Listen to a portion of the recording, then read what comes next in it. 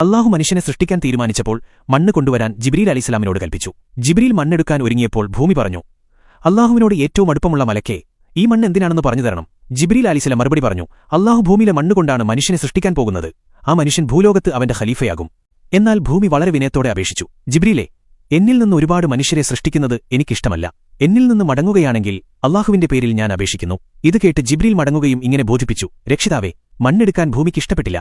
മണ്ണെടുക്കാൻ ഞാൻ ശ്രമിച്ചപ്പോൾ ഭൂമി വിരോധം പ്രകടിപ്പിച്ചു. അതിനുശേഷം അല്ലാഹു അസ്രായീൽ അലൈഹിസ്സലാമിനെ ഈ ചുമതല ഏൽപ്പിച്ചു. ഈ മലക്കിനോടും അല്ലാഹുവിന്റെ നാമത്തിൽ ഭൂമി വിരോധം പ്രകടിപ്പിച്ചു. മികായിൽ മടങ്ങി. ശേഷം ഇസ്രാഫീൽ അലൈഹിസ്സലാം അയച്ചു. അദ്ദേഹവും ഭൂമിയുടെ സങ്കടത്തോടുകൂടിയ അപേക്ഷ കേട്ട് മടങ്ങുകയായിരുന്നു ചെയ്തത്. അവസാനം നിയോഗിതനായത് ഹസ്രത്ത് അസ്രായീൽ അലൈഹിസ്സലാമായിരുന്നു. അസ്രായീൽ അലൈഹിസ്സലാം പറഞ്ഞു, മണ്ണെടുക്കാൻ സമ്മതിച്ചില്ല. എങ്കിലും അപ്പോൾ ഭൂമി പറഞ്ഞു. എന്നാൽ അസ്രായീൽ അലൈഹിസ്സലാം പറഞ്ഞു, അല്ലാഹുവിന്റെ ദൂതനാണ് ഞാൻ വന്നിരിക്കുന്നത്. ആ സ്ഥിതിക്ക് കൽപ്പനയ്ക്ക് കീഴ്വഴങ്ങുകയെന്നത് നിന്റെ ചുമതലയാണ്. അല്ലാഹുവിന്റെ മുമ്പിൽ ബലഹീനന്റെ തടസ്സങ്ങൾക്ക് വിലയില്ലെന്ന് നീ മനസ്സിലാക്കണം. അങ്ങനെ ഭൂമിയുടെ വിസമ്മതം വകവെക്കാതെ അസ്രായീൽ അലൈഹിസ്സലാം മണ്ണ് കരസ്ഥമാക്കി അല്ലാഹുവിന്റെ സന്നിധിയിൽ ഹാജരായി. തൽഫലമായിട്ടാണ് ഭൂമിക്ക് അധികാരം അസ്രായീൽ അലൈഹിസ്സലാമിനെ ഏൽപ്പിച്ചത്. മലക്കുകൾക്ക് അവൻ എന്നെ നന്മ ചെയ്താൽ അല്ലാഹു അദ്ദേഹത്തിന് നൽകിയതെന്നും അല്ലാഹു പറഞ്ഞുകൊടുത്തു.